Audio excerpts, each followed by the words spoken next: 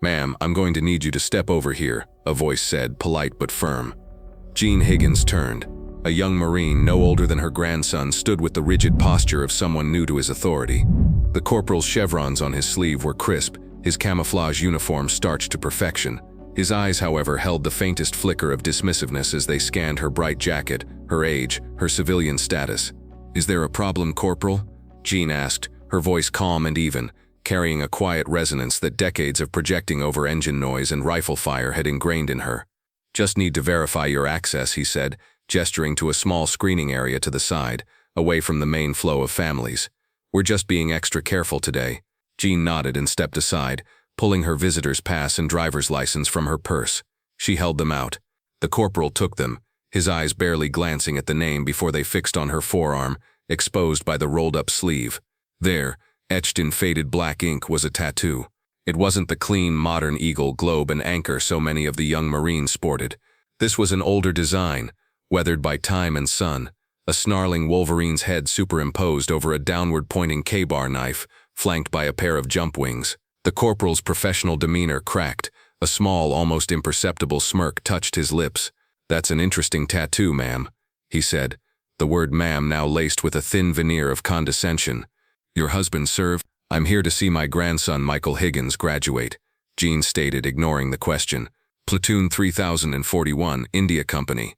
"Right," the corporal, whose name tape read Davis, nodded slowly, his eyes still on the tattoo as if it were a cheap party favor. "But you need an authorized sponsor to be on base. Is your grandson meeting you? Or perhaps his father?" He handed back her ID, but held on to the visitor's pass, tapping it against his palm.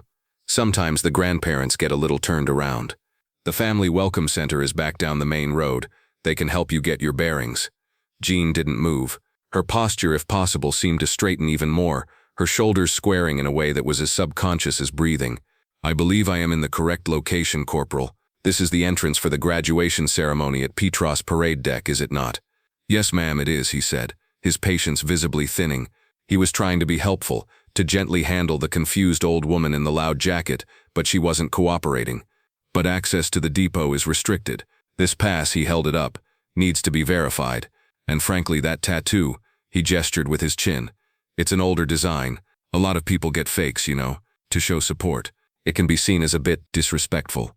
Stolen valor is a serious issue." The accusation, veiled as it was, hung in the humid air between them. A few people in the line nearby had slowed, their curiosity piqued by the sight of a young uniformed Marine holding up a senior citizen. Jean felt their eyes on her, a prickling sensation of public humiliation. She had faced down enemy fire, navigated zero-visibility landings, and endured the casual misogyny of an entire generation of men who thought she belonged in a kitchen. Yet here, at the gate of the very institution she had given her youth to, she was being dismissed as a confused old lady with a counterfeit tattoo. "Corporal," Jean said, her voice dropping a register, losing its pleasant tone and taking on the hardened edge of command. "Scan the pass, check the name. My grandson is graduating. I will not be late." Corporal Davis was taken aback by her shift in tone. This wasn't a confused grandmother, this was a stubborn one. His training kicked in, a rigid adherence to protocol that left no room for nuance. He saw a civilian, an elderly woman with a questionable piece of ink, challenging his authority. "Ma'am, I'm going to have to ask my supervisor to come over," he said, his voice now stiff and formal. He reached for the radio on his shoulder. "This area is for authorized personnel and their vetted family members. Until I can confirm your status, you'll need to wait here." He was making a scene of it now. More people were watching. A family with 2 small children hurried past, the mother giving Jean a look of pity. Jean's hands, weathered and strong, curled slightly at her sides. She held the young Marine's gaze, her eyes like chips of blue flint. She could see he was following a procedure, but he was doing it with a smug satisfaction, enjoying the small measure of power he held over her. He saw her gray hair, her wrinkles, her bright red jacket, and his mind filled in the rest of the story. He didn't see the truth. He didn't see the Marine. As he spoke into his radio, requesting a staff sergeant for a potential security issue at Gate 1, Jean's mind briefly drifted, not to a memory, but to a sensation. The buzz of a needle, the smell of antiseptic and sweat in a canvas tent, the low rhythmic whump-whump-whump of Huey rotors spooling up in the distance, a sound that was the constant soundtrack to that chapter of her life. The tattoo hadn't been a statement of support. It had been a mark of belonging, A promise made between a handful of people who did a job that, according to the official record, they were never there to do. A job that women especially were not supposed to be doing. A gunnery sergeant arrived, his face a mask of professional boredom that quickly soured as he took in the situation. An old woman causing a delay on graduation day. "What's the problem, Davis?" the gunny asked, his eyes flicking over Jean without really seeing her. "Sir, this woman's pass isn't scanning correctly, and she's being uncooperative," Davis reported, puffing his chest out slightly. "She's also displaying a non-regulation unit tattoo, possibly a fake. I think she might be confused, trying to get on base without a proper escort." The gunnery sergeant sighed, the sound heavy with the annoyance of a man whose morning had just been complicated. He turned to Jean. "Ma'am, let's not make this difficult. What's your name?" "Jean Higgins," she said, her voice flat. "And who are you here to see?" "My grandson, Recruit Michael Higgins." "Okay," the gunnery said, taking her ID. He looked at her date of birth, and then back at her face. "Jean, you look like a nice lady, but this is a secure military installation. Corporal Davis is just doing his job. If your pass isn't working, we can't just let you walk in. And that thing on your arm," he squinted at it. "Yeah, I've never seen that design. Looks like something from a comic book. You really shouldn't wear things like that here. It offends the real veterans." The insult was no longer veiled. It was a direct dismissive strike. Jean felt a cold anger coil in her stomach. 40 years since she had last worn the uniform, but the indignation was as fresh as if it were yesterday. "With all due respect, gunnery sergeant," Jean said, her gaze unwavering. "You have my identification. You have my grandson's name and platoon number.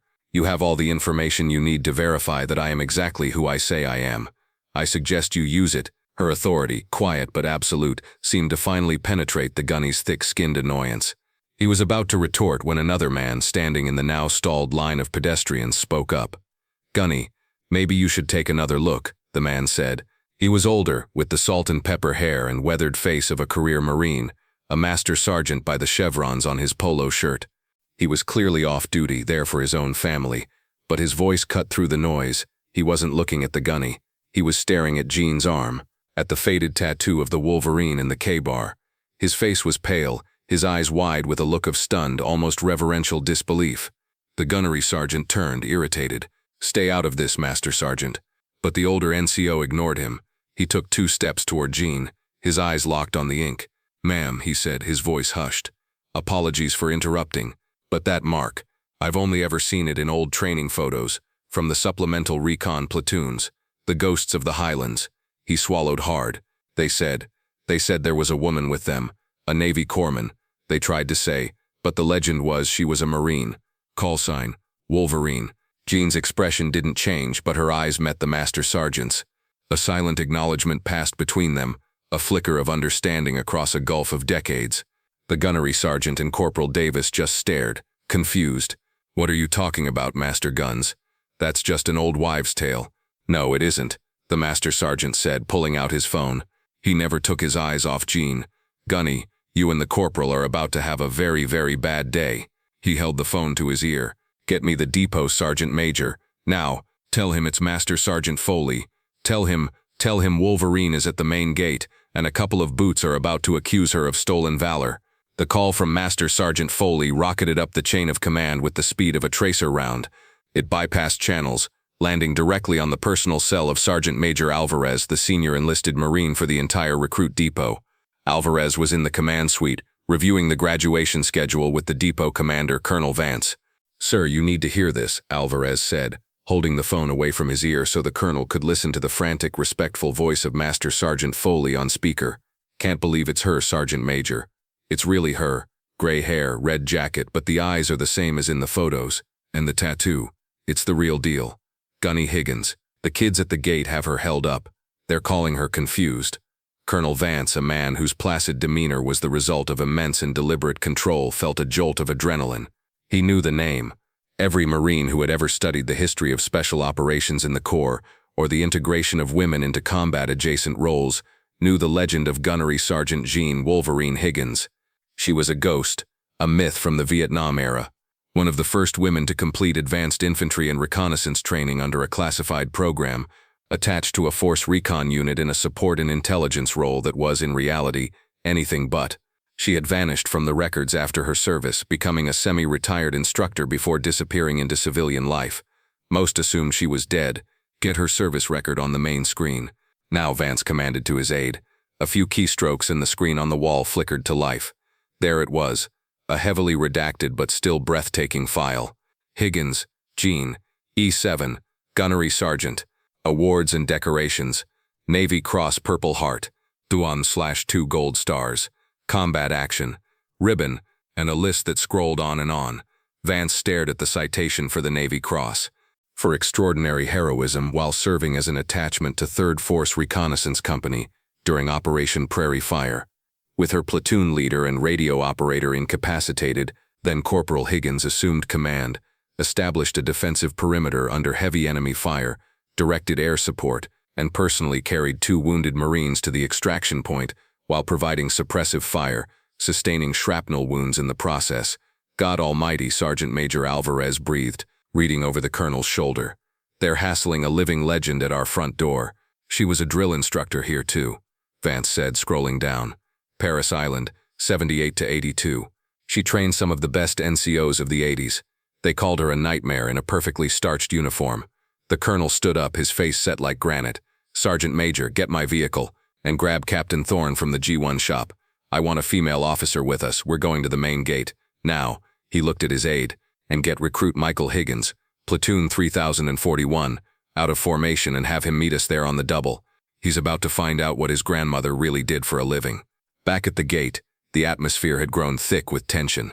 The gunnery sergeant and Corporal Davis were now caught between the quiet, unyielding presence of Jean Higgins and the frantic urgency of Master Sergeant Foley, who stood nearby, refusing to leave. The line of families had been rerouted, leaving the small group in an isolated bubble of conflict.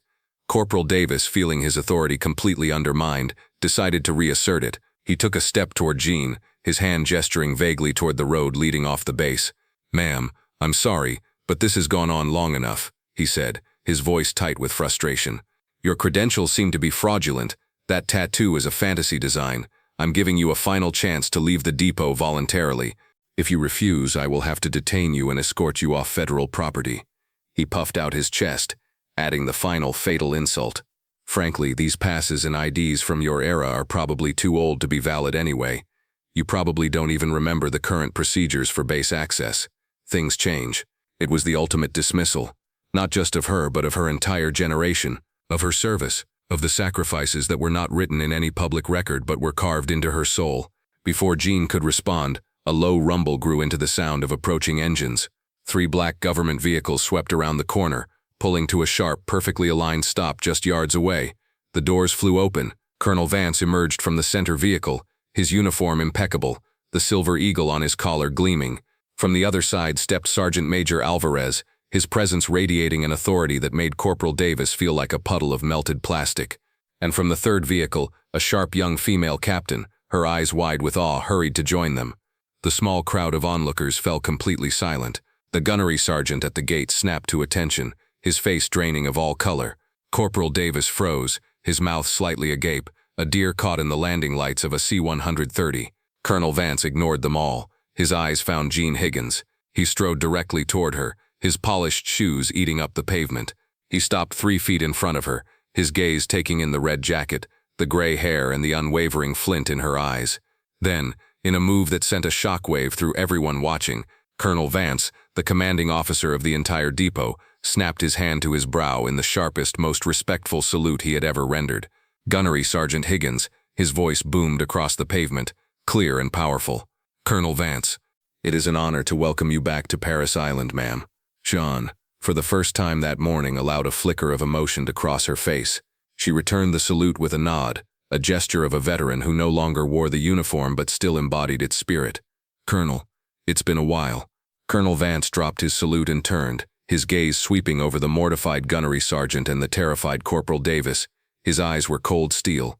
"You two," he began, his voice dangerously low, "you stand here at the gateway to the finest fighting institution on the planet. Your one and only job is to be vigilant, observant, and professional.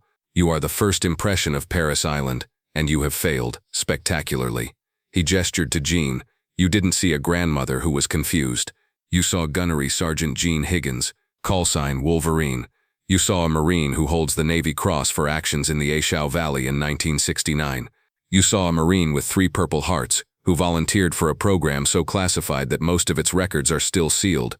You saw a woman who kicked down doors so that Captain Thorne here, he motioned to the female officer beside him, could have a career. You saw a drill instructor who walked this very parade deck and forged United States Marines before either of you were even born. He took a step closer, his voice dropping to a near whisper that was somehow more menacing.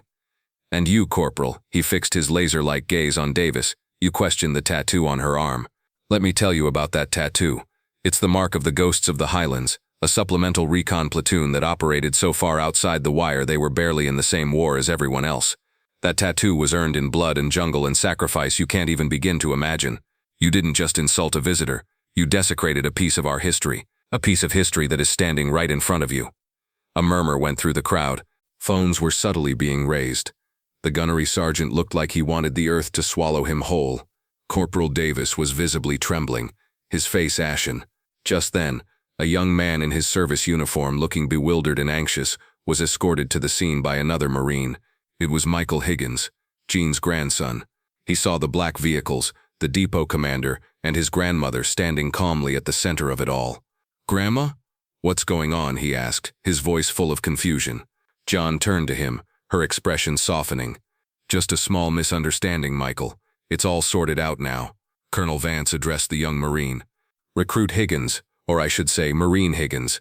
Your graduation present is getting to learn something about your grandmother that very few people know.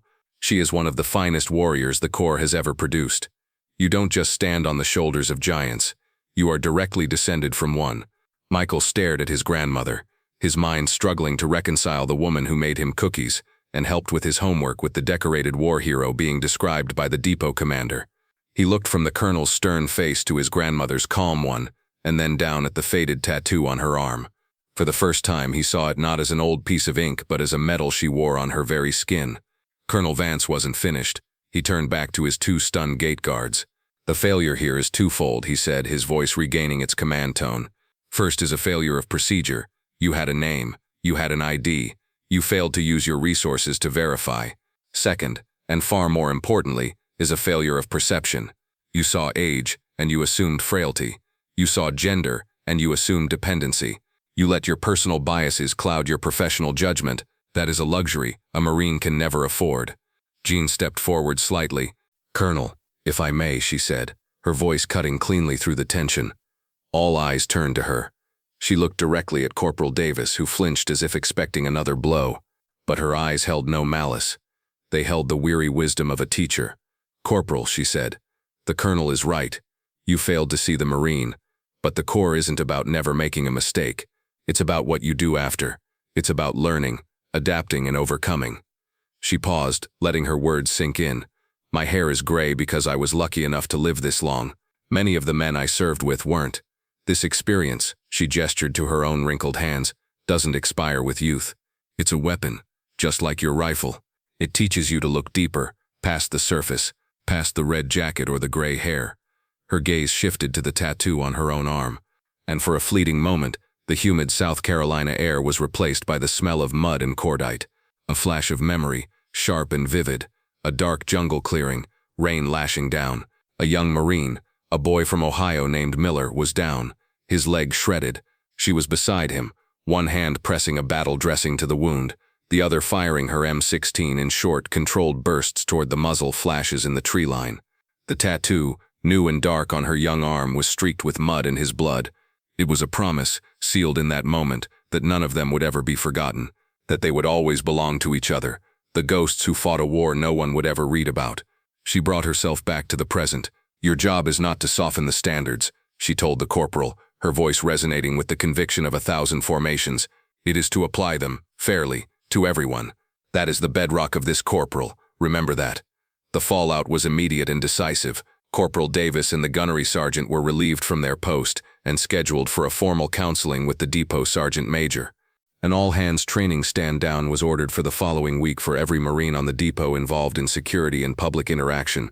The topic was unconscious bias and honoring our veteran population, with the anonymized tale of the incident at Gate 1 serving as the central sobering lesson.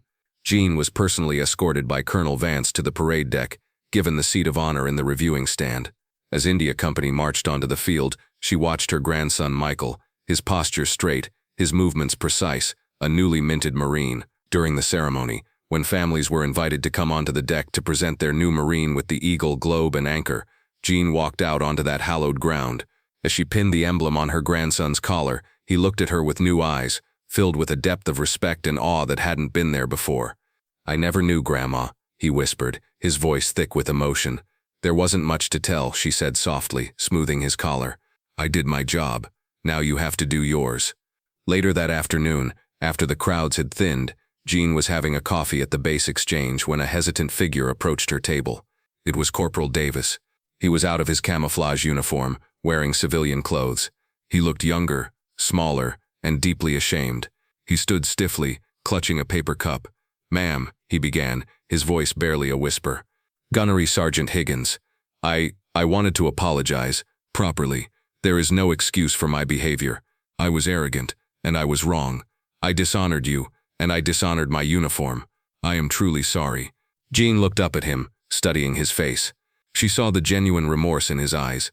She gestured to the empty chair opposite her. "Sit down, Corporal." He sat, perching on the edge of the chair as if it were rigged with explosives. "You embarrassed yourself today, son," Jean said, her tone not unkind. "And you embarrassed the corporal. But you didn't dishonor me. My honor was forged in places you wouldn't believe, and it's not so fragile that a young, overzealous Marine can break it." She took a sip of her coffee. "You learned a lesson today, didn't you?" "Yes, ma'am," he said fervently. "A big one." "Good," she nodded. "Don't waste it. Don't just learn to look for tattoos and medals. Learn to look for character. Learn to see the way a person carries themselves, the way they hold your gaze. The story is always there, if you're smart enough to read it. I've seen heroes who looked like farmers and cowards who looked like gods." She gave him a small, wry smile. "And sometimes the ones who give you the most trouble are the ones who have earned the right to do so 100 times over." She stood up, leaving her coffee half-finished. "You have a long career ahead of you, Corporal Davis. Make it a good one. And try not to judge books by their bright red covers." She walked away, leaving him sitting at the table, a young Marine with a hard-earned lesson and a long way to go, having just received a piece of mentorship from a living ghost of the United States Marine Corps. If you were inspired by the story of Jean Higgins, a true trailblazer of the Corps, please like this video and subscribe to She Chose Valor. Share this story to honor all our veterans, especially the women whose service has too often gone unseen. Join us for more stories of valor.